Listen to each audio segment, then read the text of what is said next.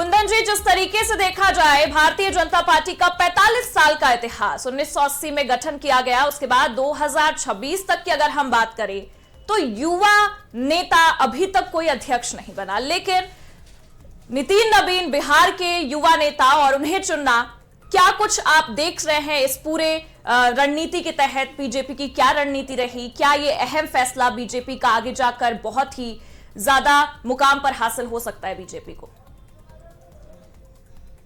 देखिए, बीजेपी का एक समय हुआ करता था जब उन्होंने एक शीर्ष मंडल या वरिष्ठ लोगों की एक का संगठन बनाया था, जिसमें लाल कृष्ण आडवाणी, अटल बिहारी वाजपेयी, मुरली मनोहर जोशी जैसे तमाम दिग्गज नेताओं की गिनती होती थी।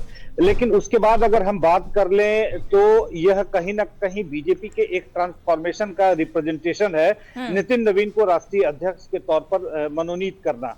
और कल जैसा कि हमने देखा कि केवल एकल आवेदन प्राप्त हुआ है, निर्वाचन की पूरी प्रक्रिया में नितिन नवीन ही अध्यक्ष के तौर पर 37 लोगों ने या 37 सेट में उनका निर्वाचन का रिक्वेस्ट जो था वो डाला गया है। और एक तरीके से कहें कि निर्विरोध निर्वाचित हुए हैं नितिन नवीन राष्ट्रीय अध्यक्ष के तौर पर।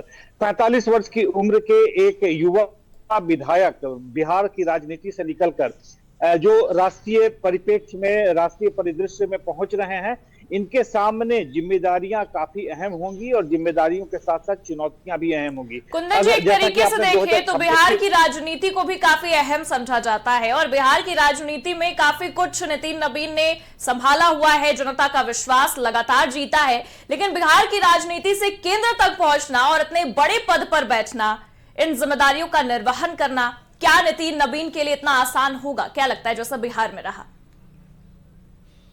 देखिए, मैं बार बार एक चीज कहता आ रहा हूं कि नितिन नवीन को बेड ऑफ रोजेस के साथ साथ कांटों का ताज भी मिला है जी। और सबसे अहम चुनौती होगी 2026 में, और 2027 की चुनौतियां भी काफी महत्वपूर्ण होने वाली हैं। 2026 की अगर हम बात कर लें तो असम के साथ साथ पश्चिम बंगाल, तमिलनाडु, केरल और पुडुचेरी के विधानसभा चुनाव होने हैं। और 2027 की जिम्मेदारियों की बात कर लें, चुनौतियों की बात कर लें तो कहीं ना कहीं उत्तर प्रदेश, उत्तराखंड के साथ साथ पंजाब, गोवा और 2 महत्वपूर्ण चुनाव होने हैं, राष्ट्रपति और उपराष्ट्रपति का। तो जिस तरीके से नितिन नवीन को यह जिम्मेदारी दी गई है, अब बैटन जो है एक यूथ को हैंडओवर किया गया है। अब देखना अहम यह होगा कि ऊर्जा के साथ साथ किस प्रकार वह अपने अनुभव और वरिष्ठ लोगों के अनुभव के आधार पर भारतीय जनता पार्टी को एक नया मुकाम या नई ऊंचाई प्रदान कर पाते हैं। नितिन नवीन के लिए यह जिम्मेदारी काफी अहम होने वाली है, क्योंकि कहीं ना कहीं आप देख लें कि बिहार की राजनीति से एक शख्स निकलकर जब राष्ट्रीय राजनीति की तरफ बढ़ रहा है तो अपने अनुभवों के आधार पर किस तरीके से पार्टी को नई बुलंदियां वह दिला सकता है, यह नितिन नवीन के आने वाले समय में कंधों पर देखा जाएगा।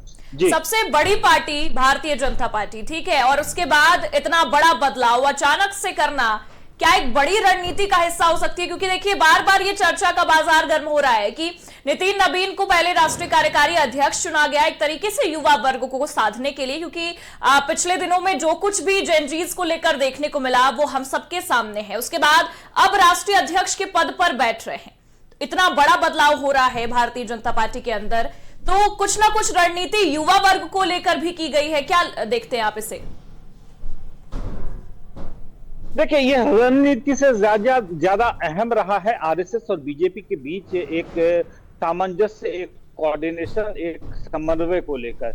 आप देख लें कि जब जेपी नड्डा को पहला एक्सटेंशन दिया गया था, क्योंकि भारतीय जनता पार्टी के राष्ट्रीय अध्यक्ष का कार्यकाल 3 वर्षों का होता है, और 3 वर्षों के बाद जब जेपी नड्डा को एक एक्सटेंशन दिया गया, उस एक्सटेंशन के बाद से ही यह बात चर्चा में थी कि आखिर अगला राष्ट्रीय अध्यक्ष कौन होगा। कई सारे नाम निकल कर सामने आए, जिसमें शिवराज सिंह चौहान, धर्मेंद्र प्रधान, साथ ही साथ राजस्थान से विजय राजे सिंधिया का नाम आ रहा था, तो उसके बाद संजय जोशी का नाम आ रहा था।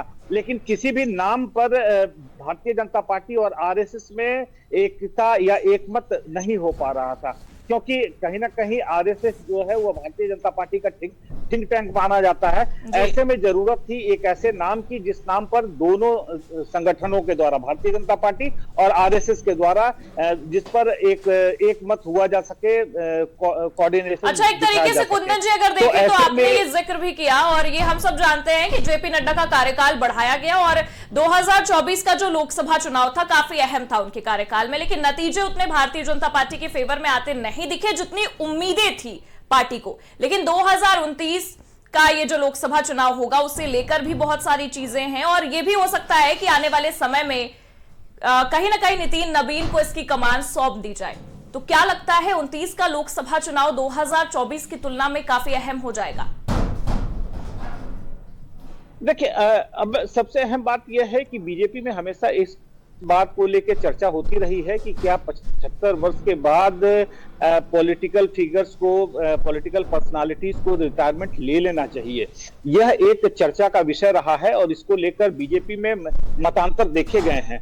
हालांकि नरेंद्र मोदी का यह जो टर्म है, इस टर्म के बाद वो जाहिर सी बात है इस एज बैरियर को क्रॉस कर जाएंगे, और तब एक अहम बात यह होगा। बहुत बहुत शुक्रिया तमाम जानकारियों के लिए कुंदन जी आपका।